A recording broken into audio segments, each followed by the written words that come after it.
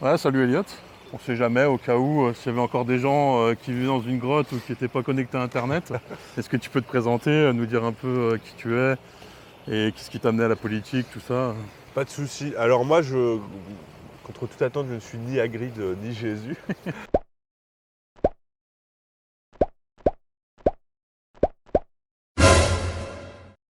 Mais moi, je suis un étudiant de 20 ans, Ouais, tête de liste actuellement pour Mulhouse Populaire et Antiraciste pour la France Insoumise à Mulhouse.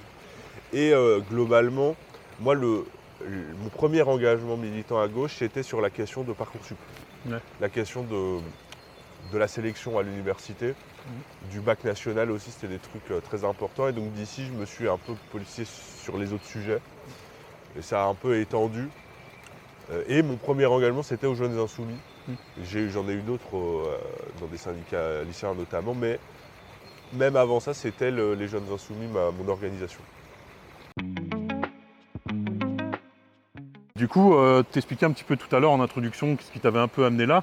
Mais moi, j'aurais envie de te demander, c'est une question qu'on t'a certainement posée plein de fois, mais qu'est-ce qui t'a emmené au militantisme? Qu'est-ce qui t'a poussé à rentrer en politique? Et surtout, qu'est-ce que ça pourrait éventuellement changer pour les municipales, tu vois? Que ça pourrait... Tout à fait. Alors moi, c'est l'événement qui m'a vraiment un peu secoué, c'était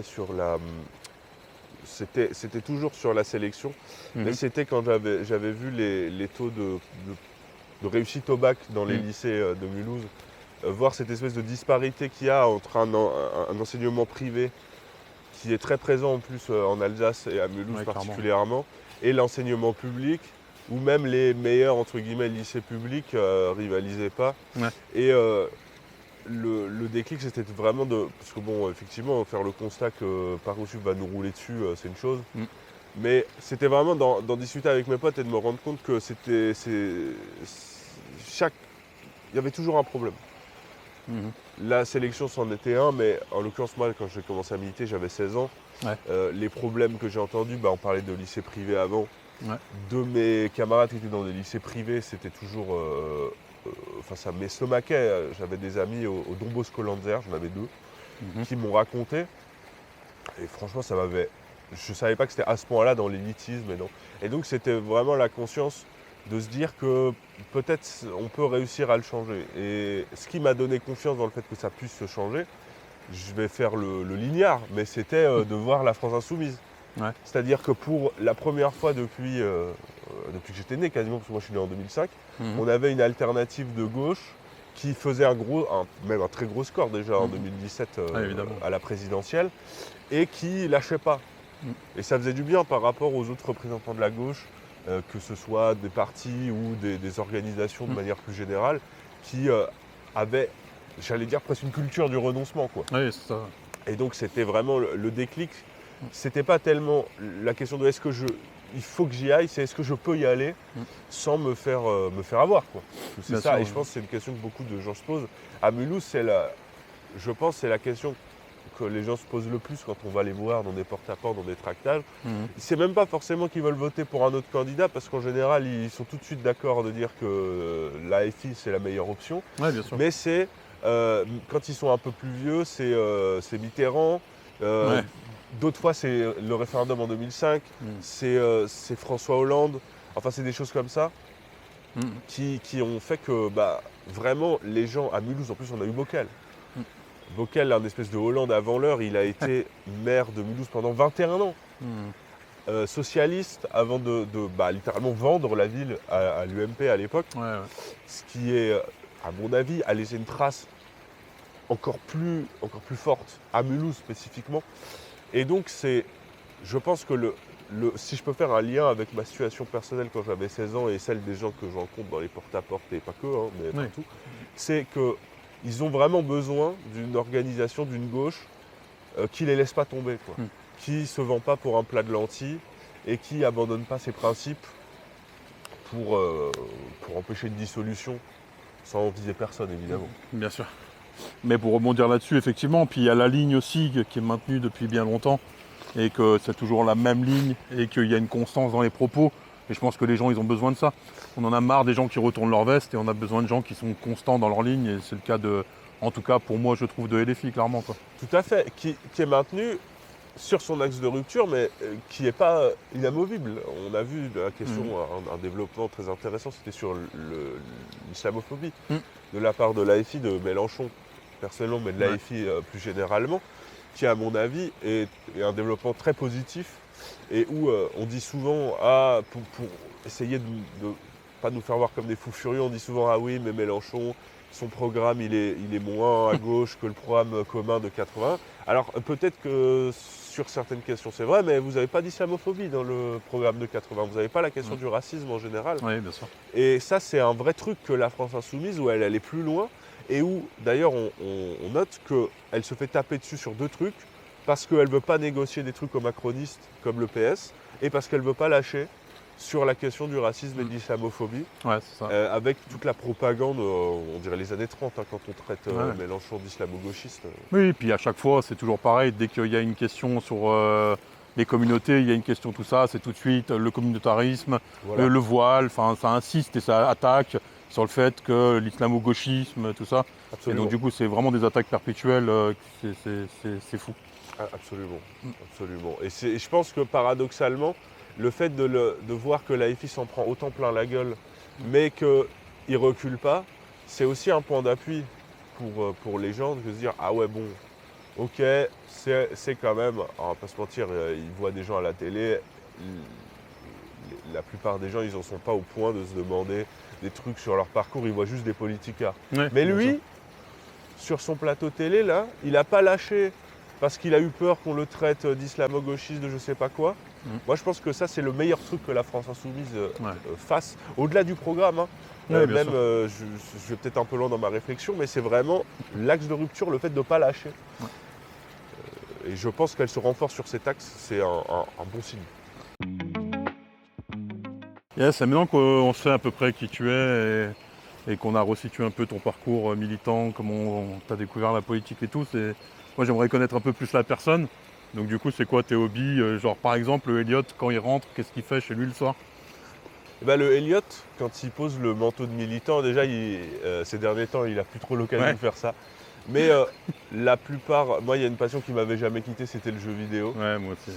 Et donc, c'est vraiment, je pense, comme beaucoup de gens de ma génération, c'est ce que je fais pour me détendre quand j'ai 5 minutes maintenant. Depuis que je suis au collège, en fait, quasiment. Même peut-être avant.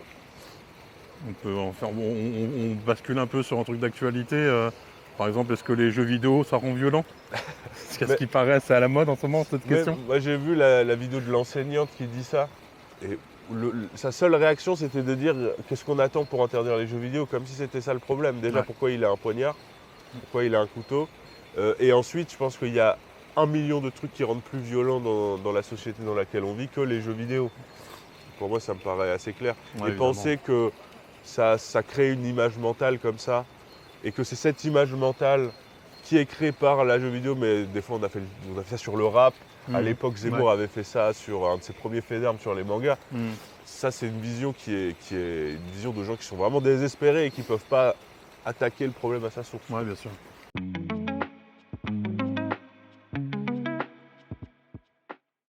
Bon, on va revenir sur ce qui nous intéresse plus principalement, c'est les municipales.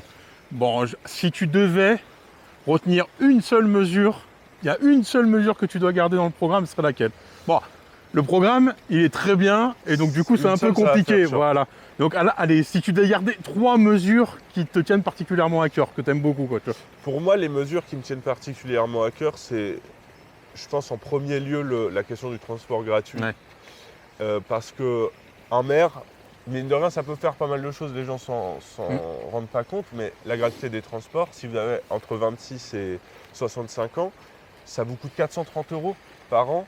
Ça commence à faire un budget. Si vous avez un gosse moins de 26 ans, vous payez 200 €.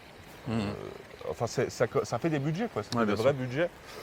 Et c'est des trucs qui peuvent soulager les familles. Une deuxième, je pense, pareil, même esprit, la gratuité des cantines. Parce que avec les prix actuellement qui sont pratiqués par la M2A. Gratuite et bio. Gratuite et bio, t'as raison.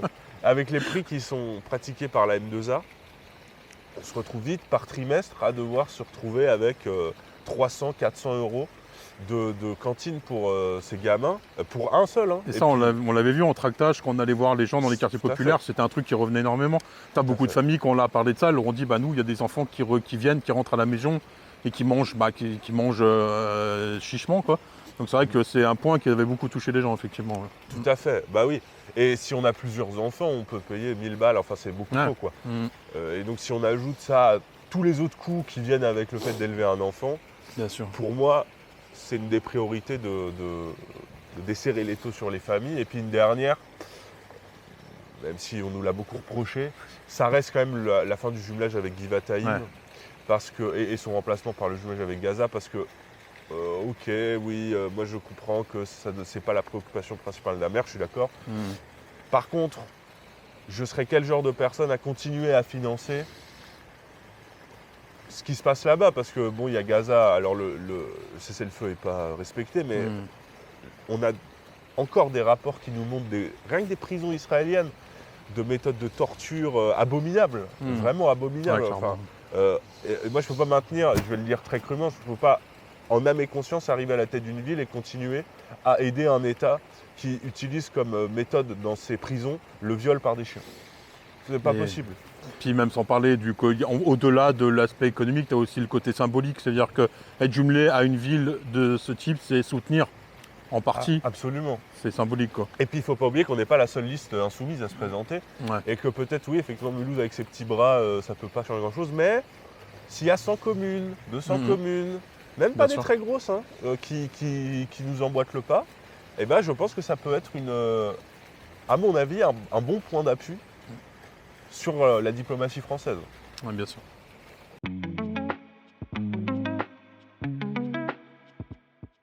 Et sans même parler d'être candidat ou pas candidat, c'est quoi ton lien avec la ville? Est-ce que tu as des souvenirs d'enfance? Pourquoi tu tiens autant à défendre cette ville et que tu n'as pas envie de la laisser aux mains de gens qui l'ont saccagée, ravagée? Si tu as un petit souvenir, une anecdote. Moi, le lien avec cette ville, c'est un lien de quelqu'un qui est né et qui a passé 20 ans sans presque aucune interruption.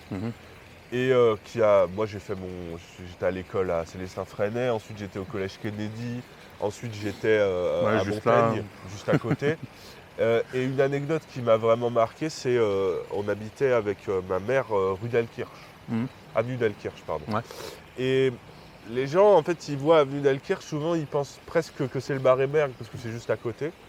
Mais en fait, c'est vraiment un monde par rapport au Bar-Héberg, c'est deux mondes différents. Et notre logement était vraiment... Alors, il y a des choses qui allaient bien, mais notamment, il y avait une infiltration d'humidité. Proprio qui habitait au Réberg, justement. On avait rien à foutre. Et on finit par déménager. Et la semaine où on déménage, il y a un bout de ce mur qui s'effondre. Qui s'effondre. Et ça m'avait vraiment marqué parce que je me suis dit, ah ouais, dans une puissance économique, 6e puissance économique mondiale qu'est la France, dans une région aussi riche, les 3 frontières, on est à côté on est au croisement entre la France, l'Allemagne, la Suisse, 3 des puissances impérialistes les plus riches parmi les plus riches d'Europe et du monde. Et on n'est même pas capable, et là, je ne le formulais pas comme ça parce que j'étais petit, je devais avoir 12 ou 13 ans. Évidemment. Mais on n'est même pas capable d'avoir des maisons qui tiennent, quoi. Et donc, une anecdote que je dois retenir, c'est vraiment celle-là. Et un coin préféré à Mulhouse. J'avoue que c'est compliqué parce que... C'est dur, parce qu'il y a de très beaux endroits. Il y a de très beaux endroits. Là où on est, déjà juste le parc. Le parc Salvador, en plus, j'ai des souvenirs parce que j'étais au Montaigne à côté. Moi, je vais quand même dire, je sais que c'est pas un choix, je vois pas beaucoup de gens aimer cet endroit, mais le nouveau bassin, je trouve que c'est très sous-coté. Pour moi, c'est souvent des promenades en vélo, sur la piste cyclable et tout, et là c'est assez sympa. Moi je me balade souvent à pied là-bas et je trouve que c'est assez sous-coté quand même comme endroit, parce qu'il y a une espèce de calme. Alors c'est un peu bobo quand même, mais bon, il en faut. Oui. Tout à fait. Mais voilà, donc je pense que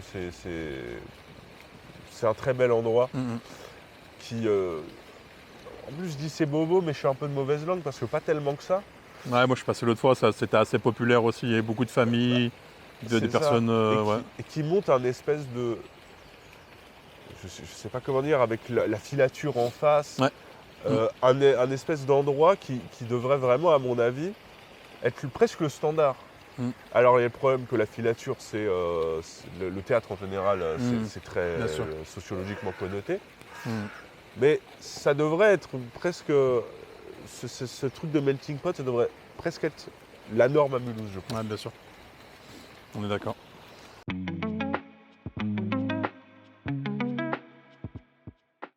J'imagine, comme on parlait en tout début des haters, des rageux, j'imagine oui. qu'on doit souvent te faire certaines fameux. reproches, certaines attaques personnelles. Tu vois, et c'est quoi que les gens te reprochent le plus lors de cette campagne pour les municipales? Le plus gros reproche pour moi, ça a été sur l'âge. Mhm.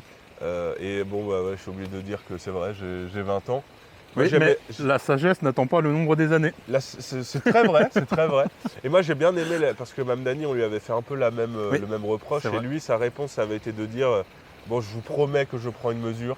À partir de maintenant, je vieillirai de 1 an chaque année. Et je trouve que il l'a bien retourné. Et puis, on a vu les gens, les notables, les gens bien installés, les gens bien expérimentés gérer notre ville d'une manière complètement catastrophique. Et pourtant, l'administration Bockel, elle est en place depuis 89. Mais c'est eux qui sont responsables de l'état actuel de la ville et de tout, en partie de ces problèmes. C'est des gens qui ont d'expérience, c'est des gens qui sont en place depuis longtemps et qui sont professionnels de la politique. Absolument, ça va bientôt faire 40 ans que c'est la même majorité. Et pour quel résultat? Un quart des Mulhousiens sont au chômage, 1/5 des Mulhousiens sont sous le seuil de pauvreté. Ouais, clairement. Il y a un nombre par rapport à notre taille, si on prend une ville comme Tours par exemple, qui fait à peu près la taille de Mulhouse, on a un peu plus de 10 points de Mulhousiens propriétaires de moins. Enfin, c'est un bilan qui est catastrophique. Ouais, et donc, nous, l'attitude qu'on a par rapport à ça, c'est de se dire oui, mais ça fait 100 ans qu'on fait les vieux cons, et bien essayons les jeunes. Ouais, place aux jeunes. Place à la jeunesse. Effectivement, je suis d'accord. Et tu aurais un petit mot à dire à nos amis et camarades de Mulhouse pour finir, pour clôturer? J'imagine d'aller voter. Pour clôturer... Petit point important, rappeler aussi peut-être les statistiques un petit peu. Il faut rappeler que la maire actuelle a été élue avec 4500 voix, c'est ça, si je dis pas de bêtises? 4500 voix, elle a été... 4500 personnes ont décidé du sort de la ville. Voilà. Et pour reprendre une comparaison, si tous les électeurs de Manon Aubry aux européennes vont voter, on la bat. Et si tous les électeurs de Mélenchon au présidentiel, on la bat, bon, facile. Hein. Ouais, et il faut rappeler, pour parler de chiffres, 23% aux européennes, on était les premiers. Une des seules communes qui n'a pas laissé Bardella gagner, c'était nous. 36% de Mélenchon, il y a peu de villes, surtout de cette taille, qui ont fait un score pareil pour Mélenchon. Et la victoire insoumise, elle est possible, elle est vraiment possible. Et par contre, il faut prendre conscience que ça ne sera pas tout seul. Ouais, bien sûr. Et qu'il n'y a rien qui est acquis. Et qu'il va vraiment falloir se battre. Alors, ça peut passer de formes différentes, relayer sur les réseaux, en parler à ses potes, à sa famille, mais il va falloir qu'on se batte pour qu'on puisse enfin changer la vie des gens dans cette ville, parce que je pense que c'est vraiment ça l'objectif à la fin. Complètement d'accord. J'ai rien d'autre à ajouter. Parfait. En tout cas, merci beaucoup pour m'avoir accordé ce petit moment de discussion dans un cadre sympa. On est, comme encore une fois, on le disait, Parc Salvatore. Non, c'est très beau par ici. C'est petit le bassin, mais c'est très beau. Effectivement.